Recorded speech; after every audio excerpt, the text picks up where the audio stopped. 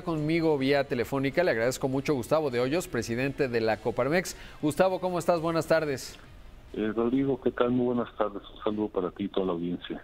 Primero me gustaría saber cuáles son las impresiones de Coparmex, tú como su presidente, a propósito del despido del titular de la FEPADE el viernes, bueno, su destitución, que finalmente la PGR ha dicho pues que había violado, digamos, el debido proceso con respecto a la investigación que se daba en Odebrecht, campañas políticas, sobre todo la de 2012. ¿Cómo se observa desde la Coparmex todo este movimiento? Sí, Rodrigo, nosotros estamos profundamente preocupados por esta determinación intempestiva. Nos parece que con la remoción del fiscal especial prácticamente estamos entrando en una situación de crisis en el sistema de procuración de justicia.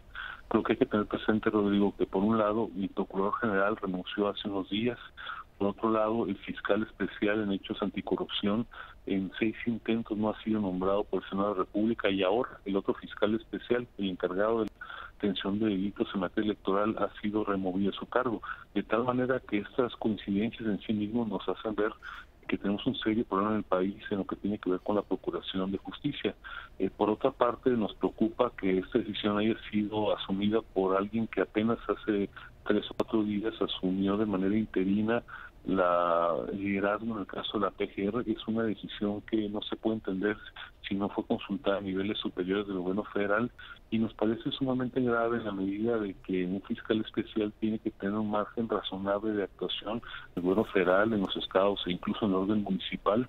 Sabemos reconocer sin escatimar cuando son medidas que van en el sentido correcto para darle competitividad al país, que fomentan la democracia, es decir, el desarrollo del país en una palabra. Pero con esa misma claridad sabemos señalar cuando nos parece que decisiones van en sentido contrario. En este caso, esta decisión que estamos comentando claramente nos parece que es contrario al desarrollo democrático del país, y esperamos que el Senado de la República tenga la capacidad en próximos días para revertirla. Respondiendo a tu pregunta de forma directa, el diálogo con los funcionarios de la administración federal se mantiene abierto. Hay temas en los que coincidimos y hay temas, desde luego, en los que disentimos también. Por supuesto. Ahora, otro asunto relevante que atañe a la Coparmex tiene que ver con la propuesta de aumentar el salario. ¿En qué va la discusión y, sobre todo, cuál sigue siendo la propuesta de Coparmex? Sí, Rodrigo, mira, como tú recordarás, desde el año pasado estuvimos impulsando un acuerdo nacional para una nueva cultura salarial que tiene como último propósito que México deje de estar en el sótano de los niveles de remuneración en Latinoamérica y desde luego al final de los países de la OCDE. Es una propuesta que, preservando el equilibrio económico del país, el equilibrio fiscal, ha estado planteando que tenemos que dar pasos en el corto plazo si queremos realmente tener una evolución que nos permita dejar la situación actual de cosas. Se logró un primer paso importante en el mes de diciembre cuando los actores económicos, el sector de los trabajadores y los patrones y el gobierno, desde luego, vimos el avance más importante en los últimos 20 años a través de una implementación, por un lado, de un aumento nominal al salario mínimo general en pesos de 4 pesos y un incremento porcentual al total de los salarios de 3.9%. Sin embargo, nos quedamos apenas 85% del ingreso necesario para que los trabajadores de salario mínimo general lleguen a lo que la Coneval ha denominado la línea de bienestar, es decir, el ingreso mínimo para no estar en condición de pobreza. A nosotros nos parece que una vez que se ha aprobado el éxito de este tránsito que se dio a partir del mes de enero, ya vamos a dar un segundo paso, de tal manera que estamos promoviendo la Coparmex que en estos días se llega hasta 95 pesos. Está citada la CONASAMI para el próximo miércoles y esperamos que se analice este tema a fondo, porque creemos que la ventana de oportunidad se está cerrando para que se tome esta decisión tan importante en el país. ¿Cuáles dirías que son los factores que podrían cerrar esta ventana de oportunidad? Bueno, sabemos que a final del año, en diciembre, Rodrigo, se tiene que llevar a cabo la revisión inercial que se lleva a cabo cada año, en el cual están todos los salarios involucrados. Esta revisión tiene como parámetro fundamental la inflación observada. Sabemos que en este año ha sido especialmente alta, entonces no sería recomendable que en el mes de diciembre se analizara el incremento nominal del salario mínimo general en pesos para los trabajadores, repito, que están más abajo en la economía formal, y en paralelo también se quisiera hacer el ajuste referido a la inflación. sería, digamos, acumular dos temas que por sí mismos tienen bastante relevancia. El año pasado se hizo con un cierto riesgo, pero evidentemente el monto que estuvo implicado es menor de lo que ocupamos este año, de tal manera que desde hace meses de junio concretamente hemos venido impulsando la Coparmex que se adopte esta medida. En la medida que esto va acercándose a final del año, el margen para que pueda digerirse de manera ordenada por las empresas se va complicando.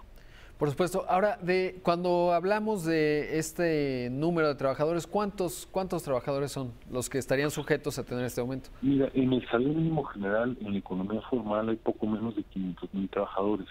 Sin embargo, es un referente que sigue siendo muy importante, incluso para los trabajadores que están en la economía informal.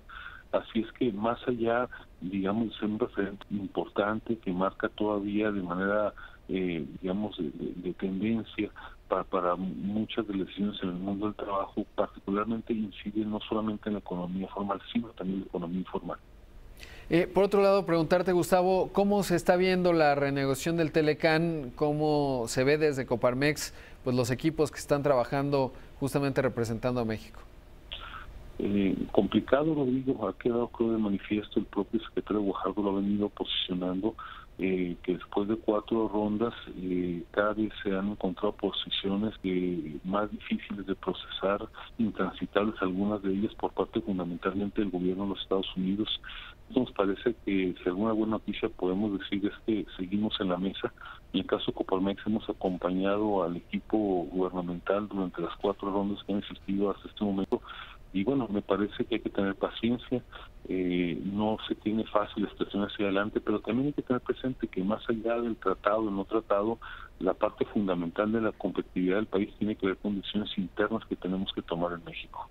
Por supuesto, y hemos hablado de algunas de ellas, el salario, por supuesto, el Estado de Derecho y la construcción de instituciones en cuanto a la impunidad y la corrupción. ¿Cuál dirías tú que serán otros factores importantes que de cara a un escenario no tan positivo en el marco de la renegociación del Telecán, México tendría que poner atención? Claramente tú señalaste el que me parece más relevante, que es fortalecer el Estado de Derecho, pero de la mano con ello también tenemos que lograr mejorar nuestra competitividad en materia fiscal. La Coparmex ha presentado recientemente una propuesta para que se hagan un conjunto de cambios y se remedien los errores de la reforma fiscal 2014. Señalo 3 puntos fundamentales. Número 1, hay que actualizar la tasa del impuesto a la renta para las personas físicas, porque la no actualización ha significado en los últimos años un incremento silencioso de impuestos para las clases medias. Número 2, tenemos que empezar a ajustar a la baja la tasa del impuesto corporativo. Recordará la audiencia que se aumentó a partir de 2014 y hoy en día México es de los países más caros para tributar. No empujamos un paraíso fiscal nada que se le parezca, pero sí estar en la media de la tasa del impuesto en otros países para seguir siendo competitivos. Y también en materia fiscal tenemos que recuperar la deducibilidad plena en las prestaciones laborales, porque por un lado se habla en el discurso de fomentar la economía formal y por otro lado se sancionan las empresas que pagan mejores prestaciones a sus trabajadores, de tal manera que ahí tenemos un área de oportunidad muy importante. Y adicionalmente, Rodrigo, lo anterior, tenemos de lograr que se apruebe ya la Ley General de Mejora Regulatoria. Hay en México más de 138,000 normas, leyes y reglamentos que inciden en la actividad empresarial, y este vehículo, la Ley General de Mejora Regulatoria, que está en el escritorio del presidente de la República y no se ha presentado al Congreso, puede ser la solución para empezar un proceso de adelgazamiento de esta regulación tan asfixiante para las empresas. Por supuesto. Pues Gustavo, siempre un gusto platicar contigo. Por supuesto estaremos dando seguimiento puntual a cada uno de los temas planteados, que sin duda son importantes, sobre todo y considerando la coyuntura a la que México se asoma, con muchos cambios en el Banco Central, con temas como el que ya platicamos y por supuesto el futuro de quién será el próximo presidente de México. Te agradezco mucho. Gracias, Rodrigo. Vamos a hacer un